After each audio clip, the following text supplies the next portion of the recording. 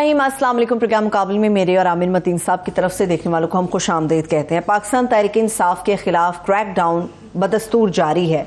देखना होगा कि जो नई पार्टी की बातें चल रही हैं उसकी दाग बिल किस नर्सरी के अंदर डाली जा रही है, इसके ऊपर बात करने जा रहे हैं।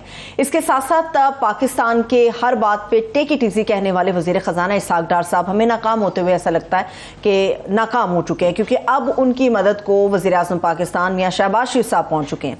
सवाल यह कि मुल्क को डिफॉल्ट की जो बातें अब तक होती चली आ रही हैं, क्या टेक इट इजी वजीर खजाना इसहाक डार साहब मुल्क को डिफॉल्ट से बचा पाएंगे, इसके ऊपर हम बात करने जा रहे हैं। जो अवाम दोस्त बजट के हवाले से बार बार शुनीद सुनाई जा रही है, ये कितनी बात सच है? क्या वाकई आने वाला जो बजट है वो अवाम दोस्त होगा या नहीं होगा? इसके ऊपर भी आमिर साहब का हम तजिया लेंगे और इसके साथ साथ शामिल हम करने जा रहे हैं कि आज के प्रोग्राम के अंदर कि किस तरह से पाकिस्तान इस वक्त संगीन ग़ज़ाई बहरान के दहाने पर पहुंच चुका है। हमारे जो पॉलिसी साज हैं वो तो अपनी सियासी लड़ाई के अंदर हमें मगर नजर आते हैं। अगर खुदा न ख्वास्ता कहत की सूरत हाल होती है तो इसका हल किस तरह से और कौन निकालेगा? सबसे पहले आमिर साहब मुझे ये बताइए, कहा जा रहा है, खान साहब ने भी कहा है, राना सनाउल्लाह साहब ने भी कहा है कि नई पार्टी अगर बनती है हो सकता है इत्तेहाद हो जाए उनके साथ, तो क्या नई इत्तेहादी गवर्नमेंट बनने जा रही? मैं ये समझ लूं कि अक्टूबर के अंदर इलेक्शन है और नई इत्तेहादी गवर्नमेंट बनने जा रही है। ये तो खैर वक्त बताएगा, मगर इस बात का इम्कान अब बढ़ गया है कि अक्टूबर के अंदर शायद इलेक्शन करवा लिए जाएं। उसकी वजह यह है कि ये जो एक जिस तरह फरमा रही हैं कि एक न्यू फाउंड कॉन्फिडेंस है, खुद एतमादी सी नज़र आ रही है। वो समझा ये जा रहा है, तासुर ये दिया जा रहा है कि पीटीआई के हिस्से बुखरे हो गए हैं, टूट गई है। इमरान खान का ग्राफ नीचे चला गया है, हालांकि उसकी कोई कॉन्क्रीट अभी कोई जो है ना सबूत नहीं आया। सबूत ये होता है कि जिस तरह पहले ये जो ग्राफ ऊपर जाने का सबूत वो बाई इलेक्शन के रिजल्ट थे कि बाई इलेक्शन के वक्त जो है उस वक्त इस्टेब्लिशमेंट भी इमरान खान के ख़िलाफ़ थी, गवर्नमेंट भी पीडीएम की थी। उसके बावजूद बाई इलेक्शन के अंदर जो मैसिव किस्म का बड़े मार्जिन के साथ वो जो जीते थे, तो वो एक सबूत था। तो ये अभी एक मफरूज़े हैं, मगर मफरूज़े के अंदर रोज़ की 3-4 बाज होती, आज 10 टूट गया, आज 8 टूट गए, आज इतने आगे। फिर ये है कि सेंचुरियाँ बन रही हैं और साथ में रोज़ जो मज़ीद एक चल रहा है कि इतने लोग जेल में चले गए, इतने लोग जो हैं वो मिलिट्री कोर्ट्स को थमा दिए गए। तो उससे ये एक हो रहा है कि शायद इमरान खान का जोर टूट गया है और शायद इलेक्शन हो जाए, ये इम्कान बन रहा है। दूसरी तरफ वो जो आप बात कर रही हैं जहांगीर तरीन के ग्रुप के साथ इत्तेहाद का, ये तो एक रुख है, उसकी तरफ मैं आता हूँ। मगर दूसरा रुख है और ही आज ही की खबर छपी हुई है कि इनकी जो इंटरनल नून लीग की मीटिंग हुई है उसके अंदर इनके पार्टी के लोगों ने बहुत ज़्यादा इस चीज़ पे एहतजाज किया है कि जनाब ये आप जो इनके पीटीआई के लोटों को टिकटें देने के कह रहे हैं, पहली तो बात तो ये है कि ये ज़्यादातर बाई इलेक्शन के अंदर इनके बंदे जो हारे हैं उनको देने की तो तुक नहीं बनती कि जो कि पहले ही हार चुके हुए हैं। दूसरा ये है कि वैसे भी अपने लोगों की बजाय ऐसे लोगों को देना जो कि पहले ही जिनका कोई दीन मज़हब नहीं है, कोई एतबार नहीं है, इधर से इधर आ गए हैं तो इधर से कल दोबारा इधर चले जाएंगे, तो हम अपनी पार्टी के लोगों को दें। फिर उसमें लुबे लबाब उनका नतीजा ये निकाला, उन्होंने कहा जी केस टू केस देखेंगे। 1-2-3 जगह पे जहाँ नज़र आए कि हमारा कैंडिडेट नहीं है कोई अच्छा और बहुत स्ट्रॉन्ग कैंडिडेट कोई होगा तो उसको देखा जाएगा।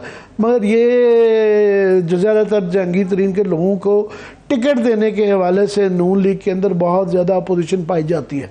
अब आ जाते हैं जहांगीर तरीन साहब के पास, उनके काफ़ी वो आज हाइप बन जाती है ना हमारे यहाँ आजकल जो है, क्योंकि देखें इकोनॉमी पे हम बात करेंगे, खबरें तो सबसे बड़ी ये हैं।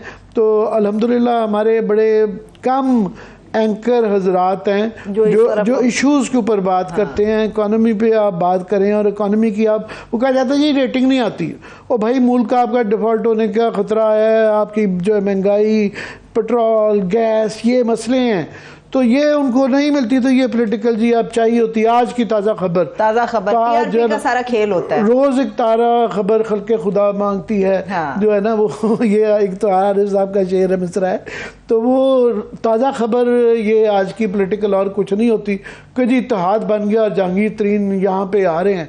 मैं कल पहले भी अर्ज़ कर चुका हूँ कि जहांगीर तरीन साहब की अपनी लोधरा के अंदर जो है ना सीट वहाँ कन्फर्म्ड नहीं है, बाई इलेक्शन الیکشن میں انہوں نے اپنے صاحبزادے کو کھڑا کرنا تھا، پھر ان کو وڈرا کر لیا تھا. ایک ہی دفعہ یہ الیکشن جیتے ہیں رحیم یار خان سے باہر. رحیم یار خان میں ان کی جو سیٹ ہوتی تھی وہ وہاں ایک فیوڈل کلچر بھی ہے، دوسرا ان کے سسرالیوں کا مخدوم احمد محمود صاحب ان کا زور ہے. وہ اس علاقے کے سب سے بڑے انڈسٹریلسٹ ہیں، اس علاقے کے سب سے بڑے ایگریکلچرسٹ ہیں، اور وہ 30-40 سال سے وہ اور ان کے والد صاحب وہ پرائم منسٹر تھے بہاولپور اسٹیٹ کے، ان کا ایک خاندانی سیاست کے اندر رول ہے. وہاں پہ وہ کھمبا بھی کھڑا کریں تو ان کی پچھلے 30-40 سال سے وہ سیٹیں جیتتے ہی جیتتے ہیں. تو پہلے انہوں نے ان کو ایک جو ہے ایک تحفے میں ایک جو سیٹ دی ہوئی تھی.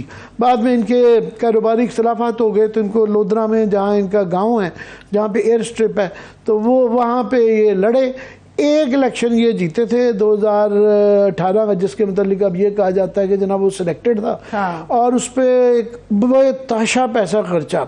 مگر اس کے بعد پھر جو بائی الیکشن جب آئے تھے، جب یہ نااہل ہوئے تو یہ صاحبزادے کو انہوں نے وڈرا کر لیا تھا. پہلے تھا اس کی بجائے پہ وہاں پہ میاں شفیق رائی صاحب اب غالباً اس سیٹ سے الیکشن لڑ رہے ہیں، ایم این اے ہیں پی ٹی آئی کے.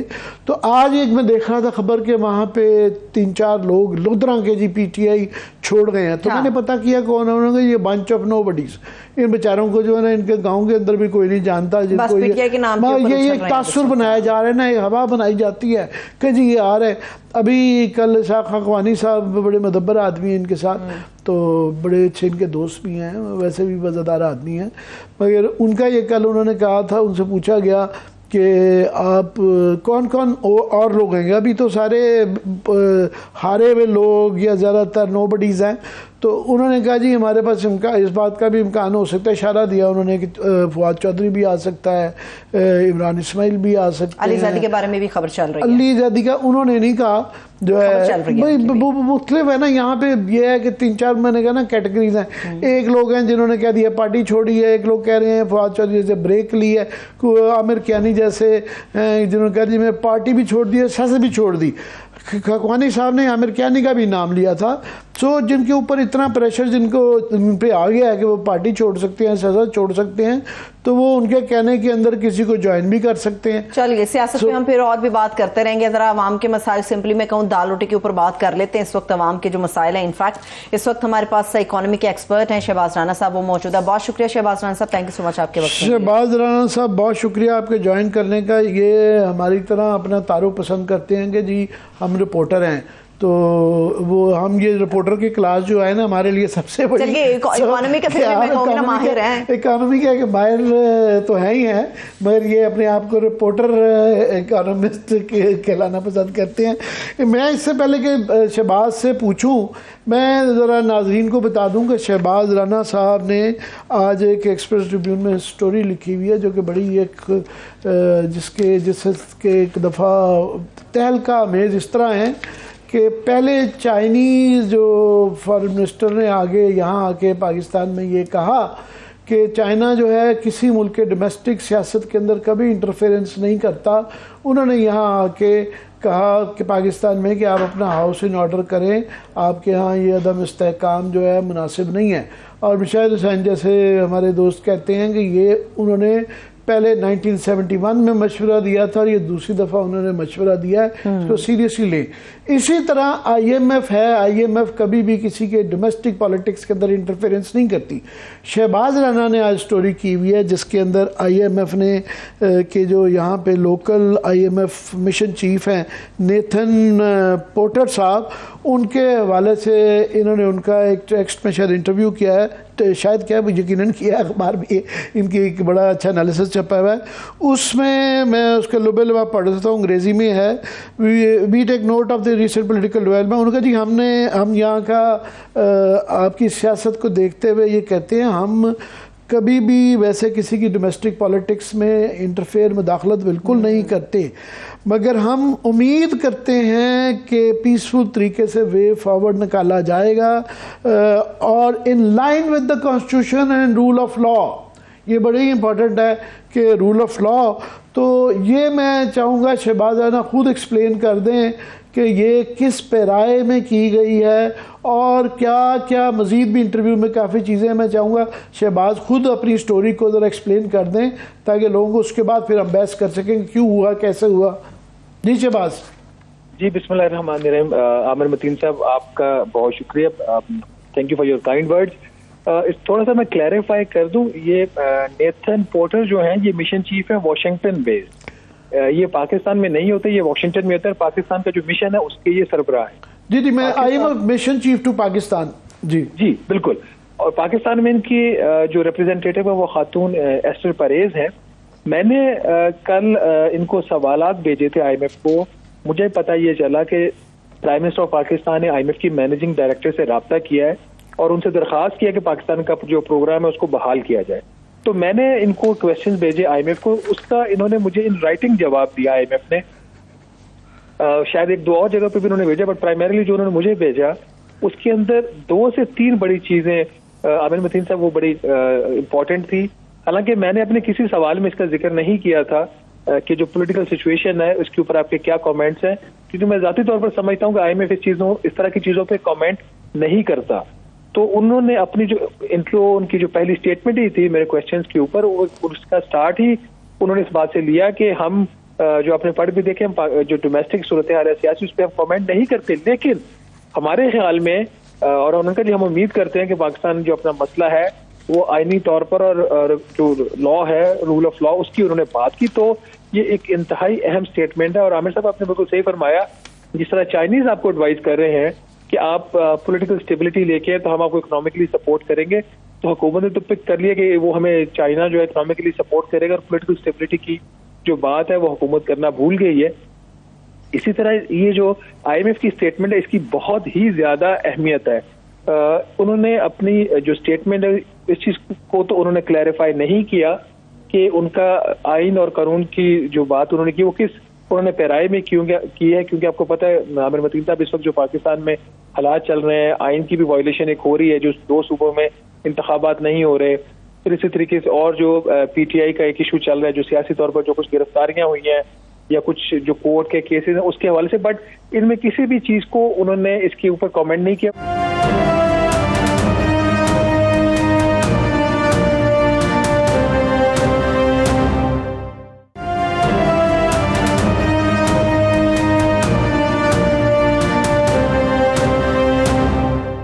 یہ جو آپ کے جو ان ٹیکسٹ جو آپ نے انٹرویو کیا ہے, یہ اس سے 2 دن پہلے پرائم منسٹر شہباز شریف صاحب نے جو ان کی ایم ڈی ہیں کرسٹلینا جارجیوا, تو ان کو ٹیلی فون کیا تھا کہ اس کی کیونکہ ہمارے لیے بہت ہی آئی ایم ایف کی ٹرانش کی ضرورت تھی اور شاید غالباً 1 مہینہ رہ گیا ہے, ورنہ یہ بالکل کلوز اپ ہو جائے گا میٹر, نہیں 9th والا یہ والا ایشو نہیں رہے گا. تو اس کے متعلق یہ آپ نے جو سوالات بھیجے تھے کیا اخذ کرتے ہیں جو ان کا رسپانس آیا ہے کہ what transpired in that meeting, اس میٹنگ میں کیا رسپانس ملا ہوگا پرائم منسٹر کو؟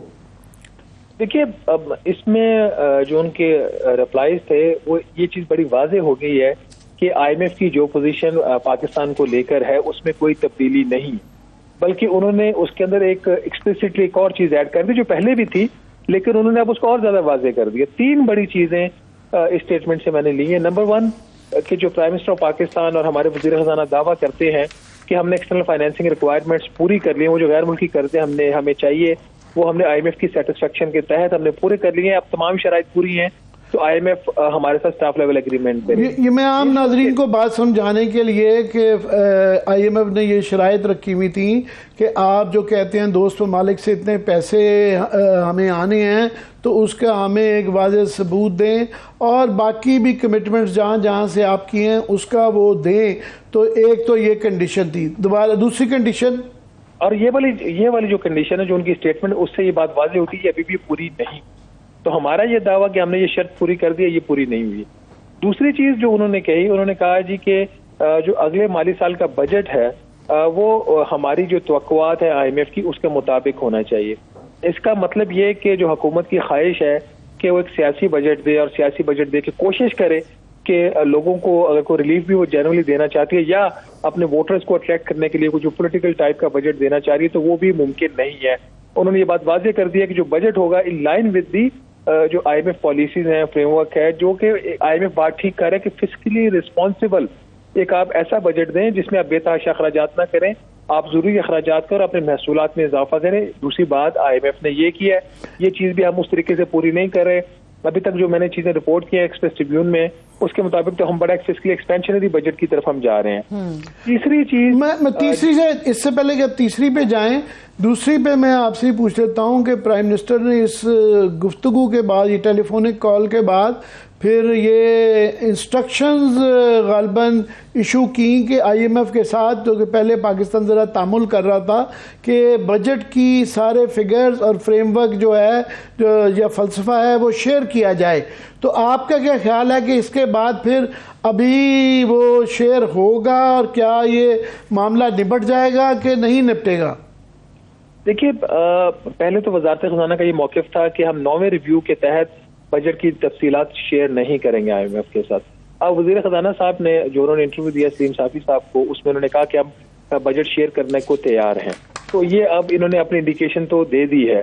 اب وہ علیحدہ بات ہے کون سا بجٹ شیئر کرتے ہیں اور کون سا پیش کرتے ہیں. تو آئی ایم ایف نہ صرف ان کے بجٹ کے نمبرز دیکھے گا, میری انڈرسٹینڈنگ یہ ہے اور آئی ہوپ کہ آئی ایم ایف ایسا کرے گا بھی, وہ جو وزیر خزانہ صاحب کی تقریر ہے بجٹ کی اس کو بھی وہ دیکھے گا, تاکہ جو بات آئی ایم ایف کو کمیونیکیٹ کی گئی ہے کیا وہی اسی کا ہی اعلان کیا گیا یا اس سے کوئی مختلف بات کی گئی ہے. تو دس از ویری امپورٹینٹ, کیونکہ ہمارا جو ایک ٹرسٹ ڈیفیسٹ ہے بٹوین پاکستان اینڈ دی آئی ایم ایف وہ بہت وائڈن ہو چکا ہے. تو اب ہماری باتوں پہ یقین نہیں کیا جاتا, ہمارے ایکشن کو بھی ساتھ دیکھا جاتا ہے. اب تیسری چیز جو امپورٹنٹ ہے کہ انہوں نے کہا جی کہ ہم نے پاکستان کو کہا کہ آپ کی فارن ایکسچینج ریٹ کی کیا پالیسی ہے. اب دیکھیے اس وقت جو انٹر بینک کا ریٹ ہے اس کی ویلیو ہے کوئی 285 روپے, کوئی 32 پیسے کا آپ کا $1 ہے. اوپن مارکیٹ کا ریٹ جس پہ عام صارف آپ یا میں کوئی ہم میں سے جاتا ہے ڈالر خریدنے کے لیے اگر اس کی ضرورت ہے, تو وہ کوئی 316 روپے کا $1 میں جو ہے. تو یہ ایک اتنا بڑا گیپ ہے کوئی 27 سے 30 روپے کا compare to the inter bank rate. تو یہ ایک سوالات کھڑے کر دیتا ہے کہ کیا اسٹیٹ بینک آف پاکستان کوئی مینج کرنے کی کوشش کر رہا ہے ڈالر کو تھرو سم پریشر اور فون کالز, کیونکہ ڈالر تو اسٹیٹ بینک آف پاکستان کے پاس ہے نہیں جو مارکیٹ میں پھینک کے اس کا دفاع کر سکے گا. تو یہ بھی ایک تیسری چیز ہے جو انہوں نے ایکسپلین کی ہے. تو اس کا مطلب یہ ہے کہ باوجود اس کے کہ وزیر اعظم صاحب نے فون کیا مینیجنگ ڈائریکٹر کو, پاکستان کو اگر آئی ایم ایف کے ساتھ اسٹاف لیول معاہدہ کرنا ہے, فوری کرنا ہے, تاکہ 30 جون کے پروگرام ختم ہونے سے پہلے $1.2 ارب کی کم از کم ہمیں ایک قسط تو مل جائے جو باقی 3 ایک ساتھ رہتی ہیں, ٹوٹل $2.6 ارب کی. اس کے لیے تینوں کام کرنے پڑیں گے. اگر پاکستان یہ کام تینوں میں سے کوئی ایک بھی نہیں کر پاتا تو پھر معاہدہ ہونا مشکل ہے. میں آپ ہی کی سٹوری میں سے یہ کوٹیشن پڑھ دیتا ہوں کہ اسحاق ڈار صاحب کا جو رسپانس آیا ہے اس کے بعد تو حالات کا اسی سے یہ اندازہ ہو جاتا ہے. اور ویسے بھی میں سمجھتا ہوں بڑا ہی انڈپلومیٹ اور جسے انگریزی میں کہتے ہیں انکوتھ, ایک بڑا یہ اس طرح کی زبان استعمال نہیں کی جاتی ڈونرز کے ساتھ جن سے آپ پیسہ مانگنا جا رہے ہیں. We are at a point where it would be extremely biased and shameful for them. آئی ایم ایف یعنی ان کے لیے بہت ہی زیادہ تعصبانہ اور شرمناک ہوگا if the 9th review doesn't take place. Dar told a private T V channel جو ہے یہ آپ نے کوٹ کیا ہوا ہے کہ ڈار صاحب کا یہ زبان کہنا, اس کا مطلب پھر نہ ہی سمجھیں. عامر متین صاحب, آپ ماشاءاللہ بہت دیر سے پالیٹکس کو دیکھ رہے ہیں, آپ پارلیمنٹ کو بھی کور کرتے رہے ہیں. اس میں جو سیکوینس ہے نا وہ دیکھنے کی ضرورت ہے. پرائم منسٹر صاحب کی کال ایم ڈی کو جاتی ہے سیٹرڈے کو, اور غالباً یہ جو انٹرویو ہوا ہے یہ سنڈے کو ہوا ہے. تو اس کا مطلب یہ ہوا, اگر میں صرف اس کی سیکوینسنگ کی بات کروں, پہلے کال پھر یہ ایک بڑا سخت سا انٹرویو, تو اس کا مطلب ہے کہ جو ٹیمپریچر کم ہونے چاہیے تھے وزیر اعظم صاحب کی ٹیلی فون کال کے بعد وہ کم نہیں ہوئے یا نہ کم نہیں ہونے دیے جا رہے. اس کی ایک اور انڈیکیشن بھی پھر اس کا مطلب یہ اخذ کیا جا سکتا ہے کہ ساجد ڈار صاحب جو خاص طور پہ نواز شریف صاحب کا بھی بہت زیادہ اصرار ہے اس بات پہ کہ کم ووٹ میں جو مرضی پاکستان میں چاہے آسمان گزرے، تو آگے ان کی نظر الیکشن کے اوپر ہے، اور وہ چاہے آئی ایم ایف کے یہ اسٹیٹ جیکٹ میں آئے بغیر ان کے، تو وہ ایک سیاسی بجٹ دینا چاہتے ہیں جس سے کہ ان کا ووٹ بینک جو ہے نا وہ متاثر نہ ہو۔ میں یہ صحیح اخذ کر رہا ہوں؟ میں عامر متین صاحب آپ سے اتفاق کرتا ہوں، میں صرف اپنی فائنل اس کے اوپر جو اوپینین ہے نا وہ میں ہولڈ کروں گا ٹل 9 جون، کیونکہ ایک اب مجھے یہ لگ رہا ہے based on my information and some assessment کہ حکومت کے اندر صرف 2 کیمپس بن چکے ہیں۔ ایک کیمپ وہ ہے، وہ اس کی ابھی بھی ایک دلی خواہش ہے اور کوشش بھی ہے کہ پاکستان فسکلی رسپانسبلی بیہیو کرے، ایک اچھا بہتر بجٹ دے بجائے کہ ایک سیاسی بجٹ دینے کے۔ دوسرا camp with in the government ایسا ہے جو مجھے نہیں لگ رہا کہ وہ چاہتا ہے کہ آئی ایم ایف کا پروگرام ہو، اور یہ ذرا تشویشناک بات ہے۔ اب دیکھنا یہ کہ کون سا کیمپ جیتتا ہے۔ وہ کیمپ جو یہ چاہتا ہے کہ پاکستان ذمہ داری کا مظاہرہ کرے، ایک اچھا بجٹ دے اور بے تحاشا اخراجات سے اجتناب کرے۔ شہباز رانا صاحب ہمارے ساتھ موجود رہیں گے، بریک سے واپس آ کے اکانومی کی جو اور بھی اہم معاملات ہیں ان کو بھی زیر غور رکھیں گے، ہمارے ساتھ رہیے۔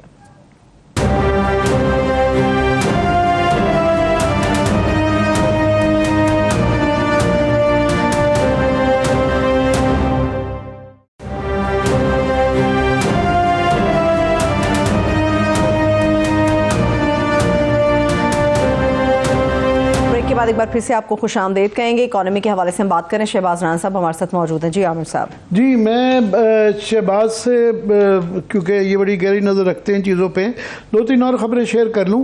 ایک تو یہ کہ یہ ایک بھوک ننگ کے حوالے سے یہ ایک آتی ہے ہنگر پوسٹ جو ہے کہ ان کی ایک بڑی خوفناک رپورٹ آئی ہے جس کے مطابق یہ کہہ رہے ہیں کہ یہ ورلڈ بینک کے بڑی مستند قسم کی ہنگر ہاٹ سپاٹس ہوتی ہے، اور یہ مستند انٹرنیشنل ادارے جو ہے نا اس کی مہر ہوتی ہے اس کے اوپر۔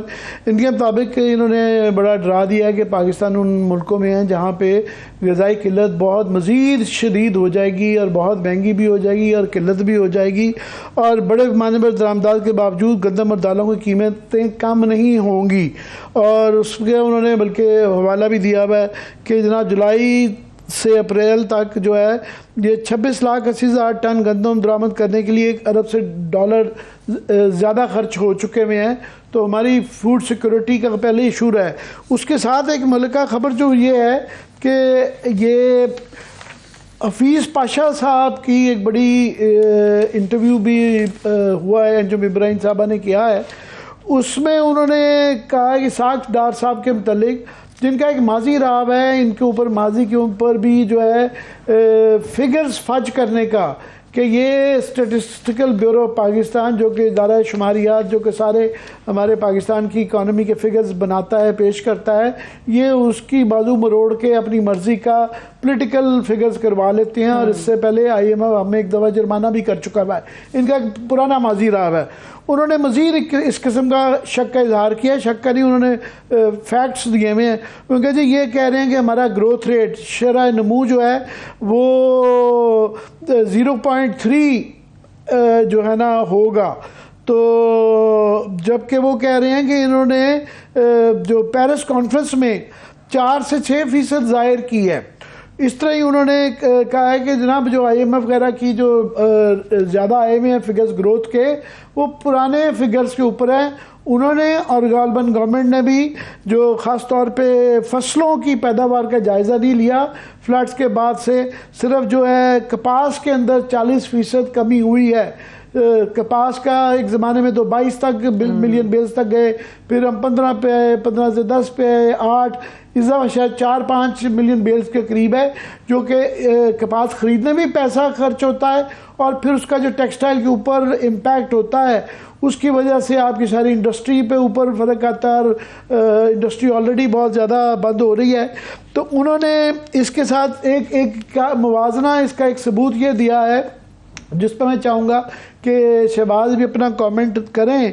ان کا جی آپ کا جو ایک ہول پرائس انڈیکس ہوتا ہے، یہ مہنگائی کی شرح کا ناپنے کا پیمانہ ہے، اور ایک CPI ہوتی ہے کنزیومر پرائس انڈیکس، عام اشیاء کا جو اس کا پیمانے میں ان کا جی 6 پوائنٹس کا فرق ہے. یہ 6 پوائنٹ کا فرق ہو نہیں سکتا، جس سے مزید ظاہر ہوتا ہے کہ ان کے جو باہر کے ملکوں کو انہوں نے اپنا فگرز دیے ہوئے اور ہیں، جو پاکستان میں دیے جاتے ہیں وہ اور دیے ہوئے ہیں. آپ اس پہ کیا شہباز کامنٹ کرنا چاہیں گے؟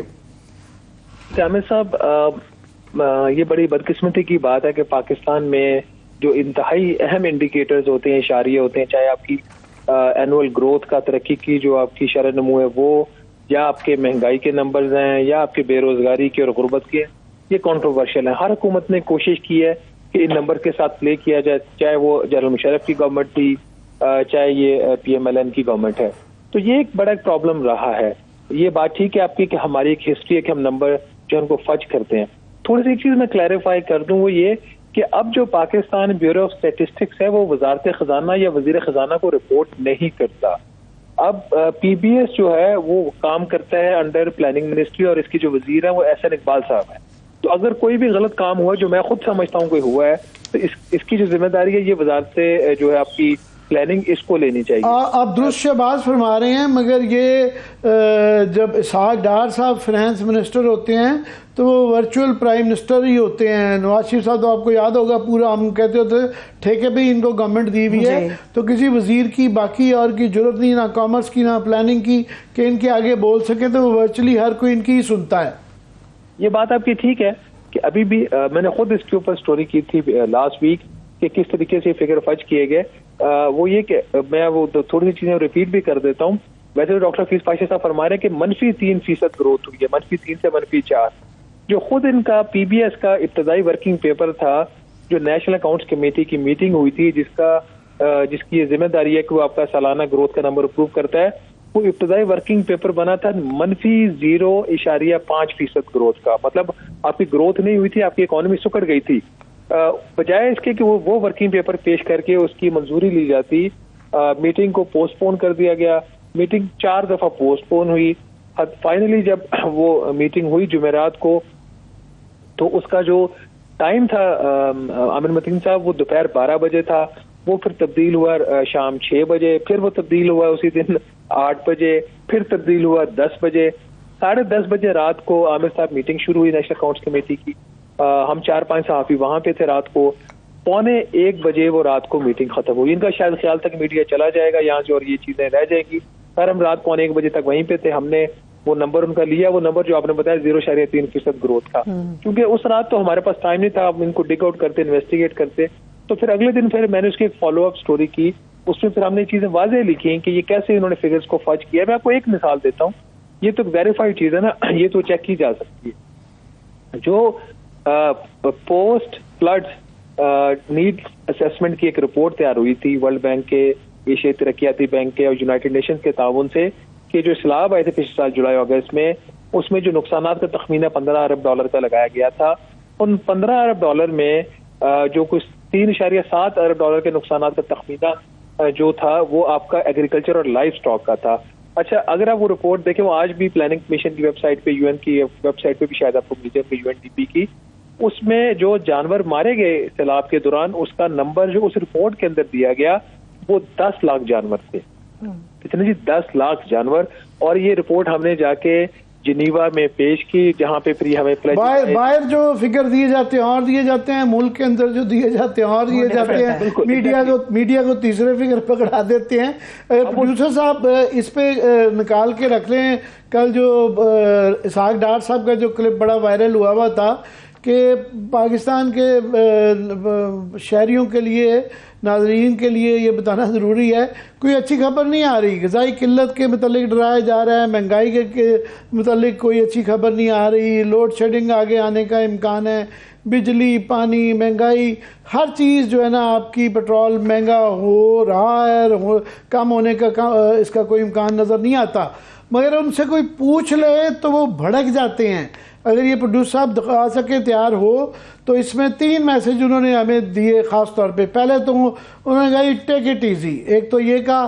دوسرا انہوں نے کہا کہ واٹ ڈیفالٹ، ڈیفالٹ ہوا ہے واٹ انٹرنیشنل. تو وہ اس طرح غصہ کھا جاتی ہیں کہ بعد میں آپ دکھائے کہ مجھے ضرورت اشارہ کر رہی ہیں. بہت بہت شکریہ آپ کا شہباز رانا صاحب. بریک کی طرف میرا خیال جانا ہے. بالکل, بہت شکریہ, تھینک یو سو مچ. شہباز رانا ہمارے ساتھ موجود تھے. ناظرین, بریک سے واپس آئیں گے تو بات کریں گے کہ پاکستان کے اندر ہماری تاریخ میں شاید ہی اس طرح کے لمحات کسی نے دیکھے ہوں کہ جس طرح سے گرفتاریاں ہو رہی ہیں, رہائی کا پروانہ ملتا ہے, باہر کی ہوا بعد میں کھاتے ہیں, دوبارہ سے جیل کی سلاخوں کے پیچھے انہیں ڈال دیا جاتا ہے. بریک سے واپس آ کے پاکستان کے اندر جو گرفتاریوں کا نیا ٹرینڈ شروع ہوا ہے اور رہائی کا جو پروانہ نیا جدید ظاہر ہوا ہے, اس کے اوپر ہم بات کریں گے. ہمارے ساتھ رہیے.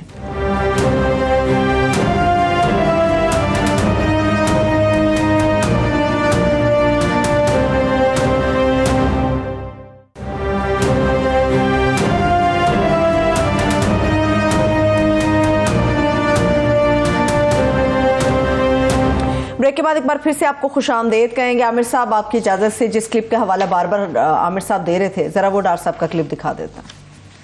ڈاکٹر صاحب, یہ آپ کی ناکامی ہے کہ آئی ایم ایف کے ساتھ ابھی تک آپ کے مذاکرات کامیاب نہیں ہو پائے. چلو تمہیں جو فیصلہ کر رہے ہو تو کر دیں یار, ناکامی ہو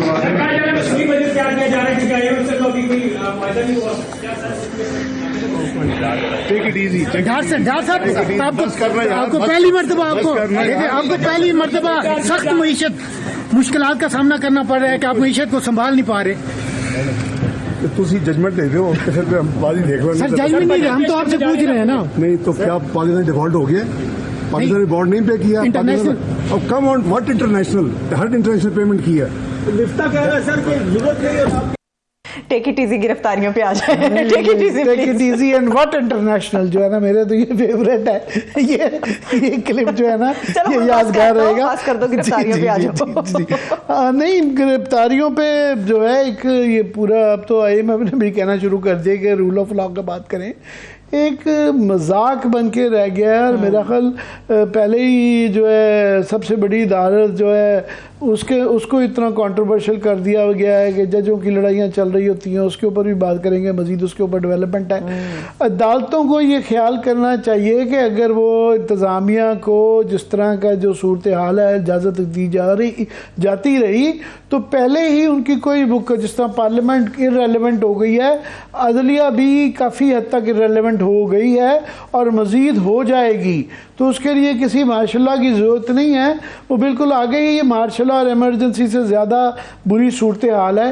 یہ کوئی مذاق ہے کہ ایک آدمی کو عدالت گرفتار کرتی ہے, وہ باہر نکلتا ہے, اس کو دوبارہ گرفتار کر لیا جاتا ہے MPO 3 کے تحت. میں یہ ضرور اسلام آباد ہائی کورٹ میں جو ہے کم از کم جو ہے میاں گل حسن اورنگزیب صاحب نے, جج صاحب نے, انہوں نے بڑے سخت ریمارک دیے ہیں. شکر ہے کہ انہوں نے کہا ہے کہ جناب یہ آپ اسپیشل برانچ کی رپورٹوں کے اوپر جو آپ لوگوں کو پکڑ رہے ہیں کہ نقص امن کے خطرہ ہیں, یہ بڑی ویگ ہیں. اس کو متعلق آپ جو ہے نا ایسے ہی وہ بنا کے اس کے اندر انہوں نے اپنے آبزرویشنز میں یہ کہا ہے کہ یہ کیناٹ بی بیسڈ آن کنجکچرز, یا آپ اپنی افواہوں پہ یا اپنے مفروضوں کے اوپر نہیں آپ کسی کو کہ جی وہ کرنا ہے.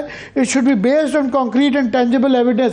اس کا آپ کو ثبوت بھی دینا ہوگا کہ یہ صاحب جن کو آپ پکڑ رہے ہیں, اور یہ صاحب کوئی مطلب کوئی قاتل مفرور نہیں ہے, یہ پاکستان کے سابق وزراء ہیں, آنریبل MPAs MNAs, معتبر لوگ ہیں, پاکستان کے شہری ہیں. آپ ان کو جو ہے ایک مفروضے کی بنیاد پہ کہ آپ کو شک ہے اسپیشل برانچ کا, اور آپ نے یہ اسپیشل برانچیں بہت زیادہ بھگتائی ہیں. میں لائٹر ٹون میں یہ بات کر دوں کہ اب تو وہ ایک زمانہ اچھا تھا جب پاکستان کے نمائندے انڈیا میں صحافی ہوتے تھے اور انڈیا کے پاکستان میں ہوتے تھے. تو انڈیا کی ایک صحافی ہماری دوست تھیں اور ہیں, نروپما سبرامنیم, ان کے گھر پہ کئی دفعہ وہ دعوت کرتی تھی تو کافی ہم صحافی بھائی بھی اور بھی دانشور لوگ چلے جاتے تھے. تو باہر یہ اسپیشل برانچ صاحب کھڑے ہوتے تھے. تو ہمارا ایک مذاق تھا کہ جو نکلتا تھا تو وہ ان سے پوچھتے جی سر تعارف کرائیں. تو ہم نے ڈان اخبار کے جو ایڈیٹر ہیں ظفر عباس, ایک مذاق بنایا تھا, میں کہتے میں ظفر عباس. تو وہ 5-5 10-10 لوگ ظفر عباس لکھوا کے چلے جاتے تھے. اس سے یہ تعین نہیں ہوتا تھا کہ یہ کتنے لوگوں کا نام ظفر عباس ہو سکتا ہے. تو یہ ہم نے دیکھا ہے. مزید جج صاحب نے یہ آبزرویشن اس پہ بڑا اسٹرکٹلی کہا ہے کہ اس کا آپ سفیشینٹ اینڈ کوجنٹ مٹیریل دیں اور یہ ہمیں اس کی تسلی ہونی چاہیے کہ ہے، اور انہیں آئین کے حوالے کیے ہوئے ہیں. صرف میری گزارش یہ ہے کہ جج صاحب نے اس کے آگے بھی ججز کی ضرورت ہے کہ اس میں انہوں نے کہا ہے کہ اگر آپ نے نہ کہ ایسا کیا تو law will take its course. تو میری صرف گزارش یہ ہے ان جج صاحب سے بھی، باقی جج حضرات سے بھی، کہ law is not taking its course. یہ جس تسلسل کے ساتھ اور جتنی زیادہ یہ ایک حکم عدولی ہو رہی ہے آپ کے فیصلوں کی، اب لا کو اپنا ایک یہ اس پہ عمل کروا لینا چاہیے. یہ بالکل مذاق بن کے رہ گیا ہے کہ لوگوں کو پکڑ کے آپ شک کی بنیاد پہ ہزاروں لوگوں کو پکڑا ہے، جو یہ بالکل. اور یہ حبس بیجا میں کنسیڈر کیا جائے گا عامر صاحب، بنا کسی ثبوت کے، ٹھوس ثبوت کے، ہزاروں کی تعداد میں لوگ جیلوں کے اندر ہیں، یہ حبس بیجا کے اندر ان کو کنسیڈر کیا جائے گا؟ حبس بیجا ہے، ٹارچر ہے. پھر یہ جو ٹارچر کے حوالے سے آج یہ آئی جی صاحب نے بہت زیادہ ایکسپلین کیا کہ بالکل ترجمانی کی یہ ایکسپلین کیا. پہلے تو میں یہ آئی جی صاحب سے یہ گزارش کروں گا، یہ انتظامیہ کا حصہ ہے، یہ سیاسی دفاع سیاستدانوں تک ہی رہنے دیں. یہ بہت زیادہ سیاست کے اندر گھس جاتے ہیں اور یہ اس کچھ حد تک کچھ باتیں ان کی ٹھیک ہو سکتی ہیں. ہم یہ مان لیتے ہیں کہ کافی ساری جو سوشل میڈیا پہ تصویریں چل رہی ہیں جعلی بھی ہو سکتی ہیں، ڈاکٹرڈ بھی ہو سکتی ہیں، مگر ہم پہلے بھی یہ کہتے رہے ہیں. آپ نے ایک انتظامی کمیشن بھی بھیج دیا، 2-3 لوگوں ڈی سی صاحب بھیج دیے اور ایک ایس پی صاحبہ بھیج دی جیل کے اندر، انہوں نے آگے تسلی دی.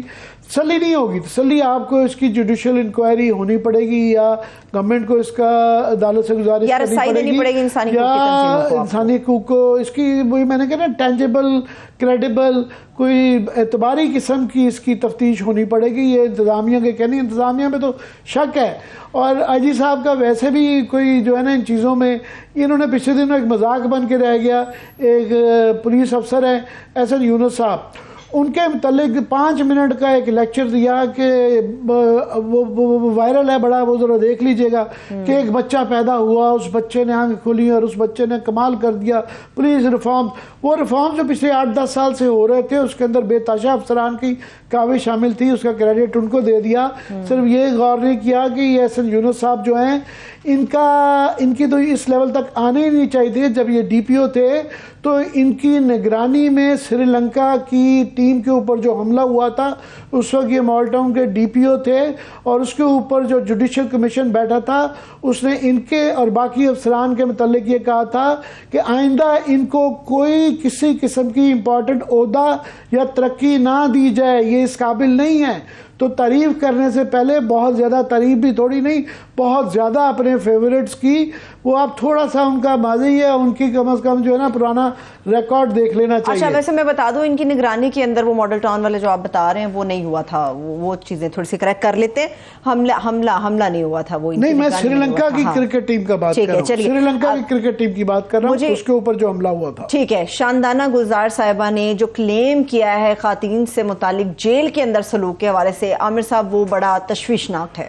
جی میں اس پہ پہلے بھی جو ہے کہہ چکا ہوں کہ اس کی تفتیش جوڈیشل ہوگی، اور میں اور آپ بھی یہ کل بھی کہہ چکے ہیں، پہلے بھی کئی دفعہ کہہ چکے ہیں کہ یہ جیل سے زیادہ جو اطلاعات آ رہی ہیں، جو ہمارے صحافی بھائی اطلاع دے رہے ہیں، وہ تھانے کی کسٹڈی میں، وہ جب آپ مجسٹریٹ کے پاس تو بات جاتی ہے نا، وہاں غیر قانونی میں 2-3 دنوں میں رکھا گیا، اور کئی دفعہ کئی خواتین کو مردانہ جیلوں میں رکھا گیا، حوالات میں رکھا گیا، اور 2-3 دن کی رکھا.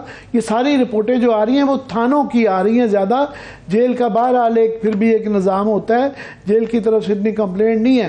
یہ تفتیش جو ہونے کی ضرورت ہے یہ وہاں پہ تھانوں کے اندر زیادہ ہوتی رہی ہے کہ پولیس کا، کیونکہ خواتین اکثر یہ جو ویڈیوز نظر آتی تھی اس میں جو ایک ضابطہ ہے کہ خواتین کی گرفتاری کے لیے آپ خواتین پولیس کو یوز کرتے ہیں، ان کو پھر خواتین کے تھانے میں رکھا جاتا ہے. تو وہ بے تحاشا اس میں سے کچھ غلط بھی ہوں گی مگر کافی اس میں صحیح بھی ہیں، جس طریقے سے نظر آ رہا ہے ویڈیوز پہ، ٹی وی پہ بھی وہ چلی ہیں فلمیں کہ جس طریقے سے مارا پیٹا خواتین کو جا رہا ہے.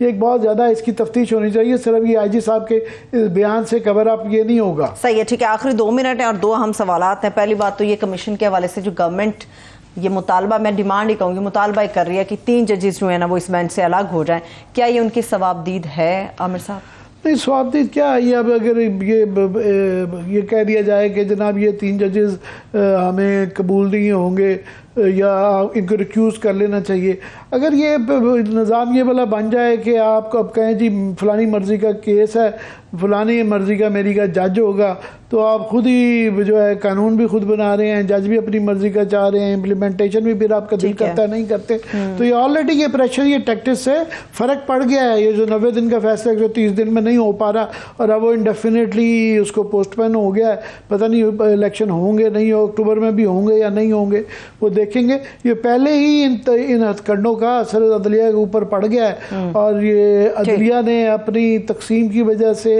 اور اپنے آپ کو امپلیمنٹ نہ کروا کے، اور آپ کہہ سکتے ہیں اپنی کمزوریاں دکھا کے، بہت مزید اپنے آپ کو بالکل ایک ارریلیونٹ بنا لیا۔ ٹھیک ہے، آپ نے اکتوبر کی بات کی، جاتے جاتے 30 سیکنڈز ہے میرے پاس۔ رانا ثناء اللہ صاحب کہہ رہے ہیں کہ اکتوبر سے پہلے عمران خان صاحب کی گرفتاری ہو جائے گی، دعویٰ ہے یا یقین دہانی کرائی گئی ہے؟ یہ تو وہ کئی دفعہ کہہ چکے ہیں، تو بالکل وہ کوشش بھی ہو چکی بھی ہے۔ کارروائی ملٹری کورٹ میں 150 مقدمے ہیں، تو کسی میں بھی گرفتار ہو سکتے ہیں۔